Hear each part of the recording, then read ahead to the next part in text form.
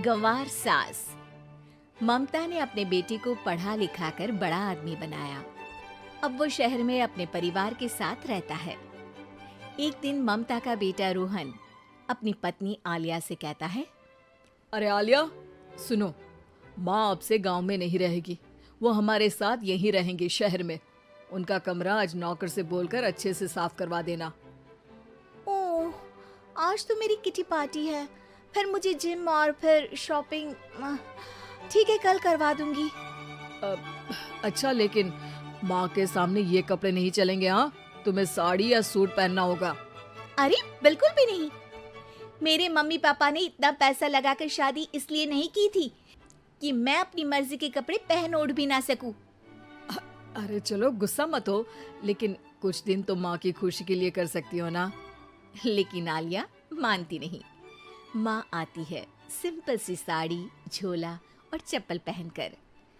अरे रोहन, मैं इनके साथ कैसे रहूंगी? मेरी फ्रेंड्स क्या कहेंगी? ये तो पूरी गंवार लग रही है। आलिया, माँ गांव में रहती थी इसलिए ऐसी हैं। तुम आज ही माँ के साथ जाकर उनकी पसंद की शॉपिंग करवा देना। इनके साथ घर के अंदर रहना मुश्किल है, बाहर तो मैं कभी भी ना जाऊं।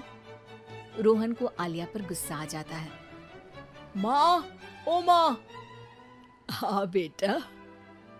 वो माँ को ले जाने के लिए उनका हाथ पकड़ता है कि अरे माँ, तेरे हाथ अभी तक इतने कड़े हैं, तूने इसका कोई इलाज नहीं किया?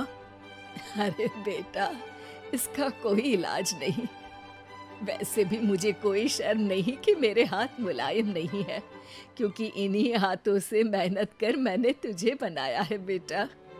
अगले दिन। माँ, मैं ऑफिस जा रहा हूँ। कुछ लाना हो तो आलिया को बोलकर फोन करवा देना। रोहन के जाने के बाद, आप ना आज कमरे में ही रहिएगा, घर में पार्टी है, मेरी सहेलियां आ रही हैं, मैं उन लोगों के सामने आपको नहीं ला सकती हूँ। ठीक है बहू, लेकिन तुम कहो तो मैं कुछ खाने को बना दूं तुम लोगों की पार्टी के लिए। वो लोग सिर्फ कॉन्टिनेंटल या थाई फूड ही खाते हैं। कोई बात नहीं, कभी इंडियन खिलाने वाला कोई मिला नहीं होगा ना। मैं बनाकर कमरे में चली जाऊंगी। जैसे आपकी मर्जी। आलिया के घर उसकी दोस्त आती हैं, पार्टी होती है। अरे वाह आलिया, ये क्या है खाने में? बड़ा ही स्वादिष्ट है यार, इसकी रेसिपी मुझे चाहिए। हाँ, और ये दाल, ओ माय गॉड, मैंने तो किसी 5 स्टार में भी ऐसी दाल नहीं खाई है यार। तू कुक को यहाँ बुलाना। अब आलिया घबरा जाती है। हाँ हाँ हाँ, क्यों नहीं। माँ जी, जरा बाहर आइए। आलिया की सास सिंपल सी साड़ी और गांव के अंदाज में आती है। अरे बहू, क्या हुआ? खाना पसंद नहीं आया क्या? बहू? अरे ये गांव से दिखने वाली औरत तुम्हें बहू क्यों बोल रही है? कौन है ये? वो हमारी नई नौकरानी है। सास बहू की बात सुनकर बहुत दुखी हो जाती है। वो सर झुकाकर जा ही रही होती है कि एक सहेली बोल पड़ती है। अरे कहाँ जा रही हैं माँ जी? वो उठकर उनके पैर छूती है। जीती रहो बेटा। क्या है ना, आपकी शक्ल बिल्कुल मेरी माँ जैसी है।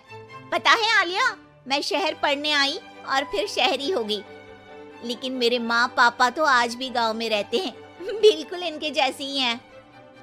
आप यहाँ बैठिए ना आंटी, आप सच में बड़ी खूबसूरत है और आपके हाथ का खाना तो लाजवाब है। काश ये मेरी सास होती।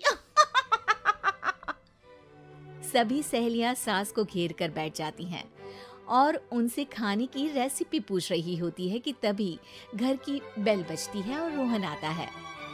अरे क्या बात है, आज आप लोग हमारे घर में? और ये लोग तो मुझे आलिया से ज्यादा माँ की सहेलियां लग रही हैं। क्या ये आपकी माँ है? लेकिन आलिया ने तो कहा कि ये उनकी नौकरानी है और इन्होंने भी नहीं बताया।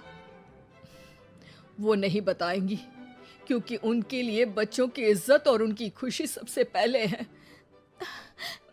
मुझे माफ कर दो, मुझे इन्हें तुम लोगों से मिलवाने में शर्म आ रही थी कि तुम लोग क्या कहती?